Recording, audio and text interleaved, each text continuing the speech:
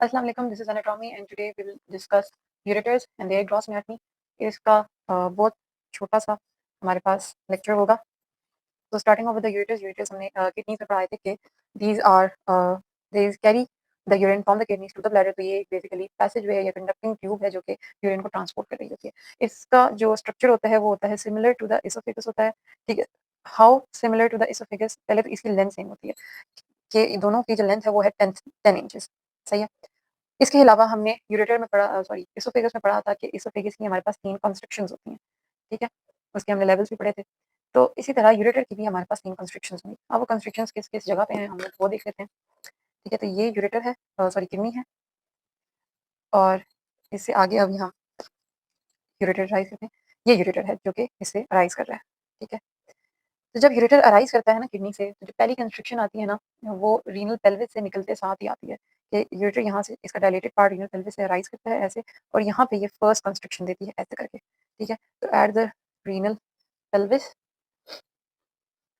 ठीक है, renal pelvis after exit from the ureters, kidneys. तो पहली कंस्ट्रक्शन तो यहाँ आ गई. ठीक है, दूसरी जो कंस्ट्रक्शन होती है वो होती है एट द लेवल या at the bifurcation of the common iliac artery. तो ये हमारे पास एब्डोमिनल आयोटा थी. ठीक है, इससे हमारे पास अराइज करती है कॉमन आइलिक आर्टरी, और ये कॉमन आइलिक आर्टरी जो होती है वो आगे से डिवाइड करती है इंटरनल आइलिक में और एक्सटर्नल आइलिक में. ठीक है, जहाँ पे ये बाइफरकेट कर रही होती है, वैसे बाइफरकेशन मैंने पीछे दिखा दिया, लेकिन जहाँ पे ये बाइफरकेट कर रही होती है into the external iliac and the internal iliac, उसके लेवल पे ये फिर से कंस्ट्रिक्ट हो जाती है. कंस्ट्रिक्शन भी क्यों होती है? क्योंकि अगर ये बाइफरकेशन थी तो यूरेटर उसके ऊपर से ऐसे करके गुजर रहा है तो वो बेंड हो जाता है, उसके अंदर एक किंक आता है, तो उस किंक की वजह से वहाँ पे कंस्ट्रक्शन आती है. ये ये मेरी फिंगर अगर आप सपोज करें कि इरेटर है तो वो ऐसे मूव करेगी, तो वो किंक आ जाएगा, उसमें एक बेंड आ जाएगा, तो उस बेंड की वजह से हमारी उसकी सेकंड कंस्ट्रक्शन होती है. तो at the bifurcation of a common iliac artery. ठीक है, और हमें पता है कि जो यूरेटर्स होते हैं वो ब्लैडर तक लेके जाते हैं और ब्लैडर के पोस्टीरियर या लेटरल वॉल पे जाते हैं. तो एट हाँ, पोस्टीरियर साइड पे जाते हैं. तो जब वो पोस्टीरियर, ये अगर ब्लैडर है, ये तो जब उसके पोस्टीरियर साइड पे वो उसको पियर्स करते हैं तब उसकी एक लास्ट कंस्ट्रक्शन आती है. तो इसका हम क्या लिखेंगे?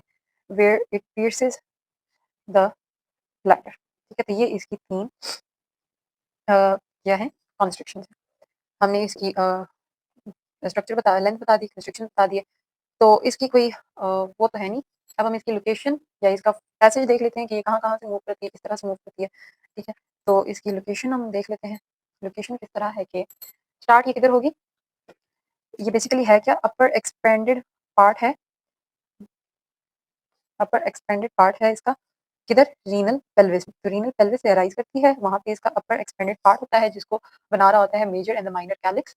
ठीक है, फिर ये इसके पीछे यहाँ पर प्रेजेंट होता है सॉस मसल. सबसे मीडियली हमारे पास सबसे मीडियली जो होता है सॉस मसल होता है. तो ये सॉस मसल के ऊपर लाई कर रही होती है, और क्योंकि ये रेट्रोपेरिटोनियल है तो इसकी पेरिटोनियल से ये जुड़ी हुई होती है, लेकिन पेरिटोनियल से इसकी एंटीरियरली होती है. तो सॉस मसल के ऊपर ऑन द सॉस मसल. ठीक है, ऑन द सॉस मसल और adherent to the parietal peritoneum. To parietal adherent to the parietal peritoneum. ठीक हो गया. फिर जो हमने बात की है लास्ट कि ये सॉस मसल के ऊपर होता है, तो ये जो सॉस मसल होता है ना, ये इसको सेपरेट करता है. सेपरेट्स करता है किससे? जो वर्टिब्री होती हैं, ये अगर वर्टिब्री है इसके ट्रांसवर्स पसंद है तो उस वर्टिब्री के ट्रांसवर्स प्रोसेस की टिप से. तो separates from the tips of transverse processes. ठीक है, अपर एक्सपेंडेड पार्ट रीनल पेल्विस होता है, उसके अंदर अपर एक्सपेंडेड पार्ट होता है, फिर सॉस मसल के ऊपर adherent to the parietal peritoneum run करती है, और वो सॉस मसल इसको सेपरेट करता है from the tips of the transverse processes of the vertebrae. ठीक हो गया. फिर ये नीचे पेल्विस के लेवल पे यहाँ पे ये पेल्विस होता है. ठीक है, यहाँ पे इसका पेल्विस होता है, हमारा पेल्विस होता है, और वहाँ से जब ये एंटर करती है तो वो हमने बताया कि कॉमन आइलिक की बाइफरकेशन को ऊपर से उसकी घूम के जाती है जिसकी वजह से बेंड आ जाता है. तो इंटर्स pelvis by crossing common iliac artery, और फिर लास्टली वो इसी पेल्विस की लेटरल वॉल से के साथ रन करके ब्लैडर के अंदर प्लेस कर जाती है. ठीक है, तो लेटरल लास्टली वो लेटरल वॉल ऑफ पेल्विस के रन कर रही होती है. सही है, तो ये हमने इसकी पढ़ ली लोकेशन, ऊपर स्ट्रक्चर पढ़ लिया. पहले अगर हम इसकी ब्लड सप्लाई देख लेते हैं. ब्लड सप्लाई और इसकी लिम्फेटिक ड्रेनेज, ठीक है। लिम्फेटिक ड्रेनेज भी साथ ही देख लेते हैं क्योंकि इसके पार्ट्स डिवाइड होते हैं और उन पार्ट्स का फिर हम आगे से अलग-अलग हर पार्ट की अलग-अलग नर्व सप्लाई और लिम्फेटिक ड्रेनेज है, ठीक है। तो ऑल्दो कि ये ऐसे कर्व होती है लेकिन अभी मैं इसको फुल ट्यूब फॉर्म में बना रही हूँ। तो इस साइड पे मैं लिखूँगी आर्टेरियल सप्लाई, इस साइड पे हम लिखेंगे लिम्फेटिक ड्रेनेज। तो जो पूरा यूरेटर होता है ना, हम उसको डिवाइड करते हैं 3 पार्ट्स में, सही है? अपर 1/3, मिडल 1/3 और लोअर 1/3।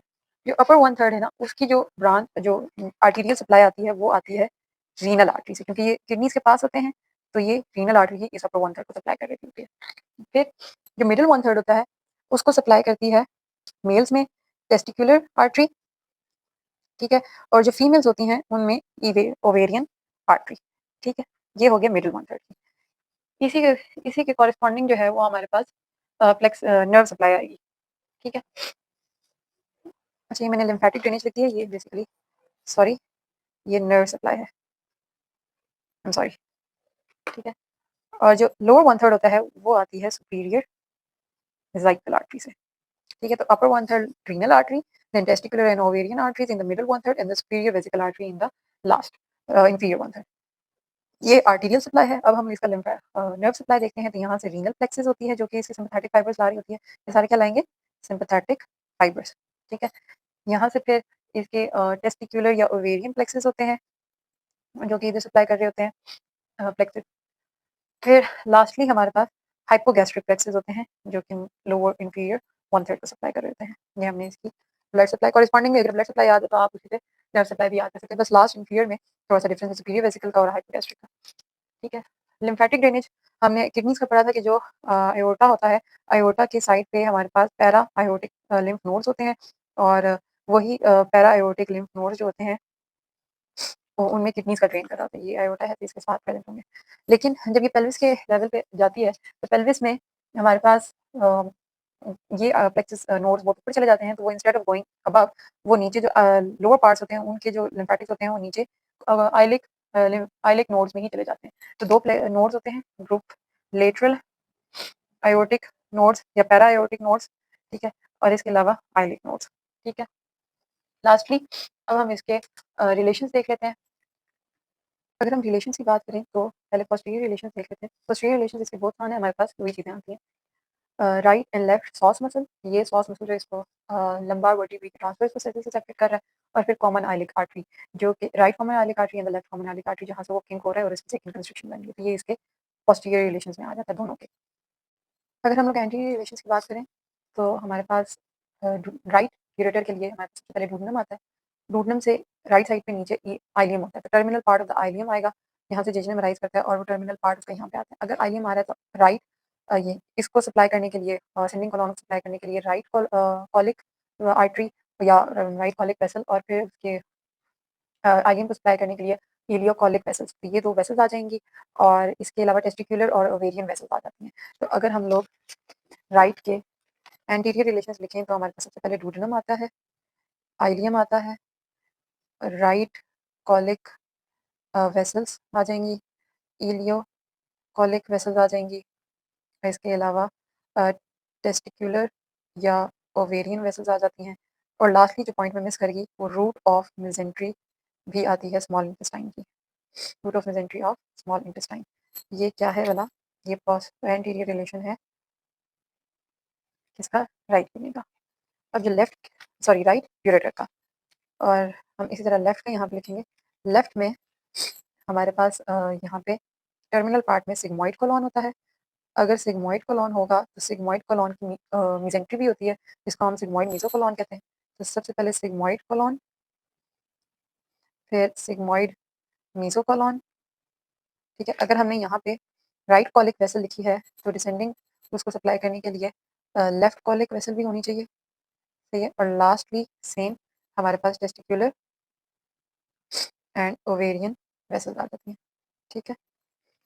ये है हमारे पास इसके एंटीरियर रिलेशन और पोस्टीरियर रिलेशन जो हमने लिखे थे वो क्या थे? सॉरी, पोस्टीरियरली दोनों में क्या था? एक जो चीज़ थी वो क्या थी?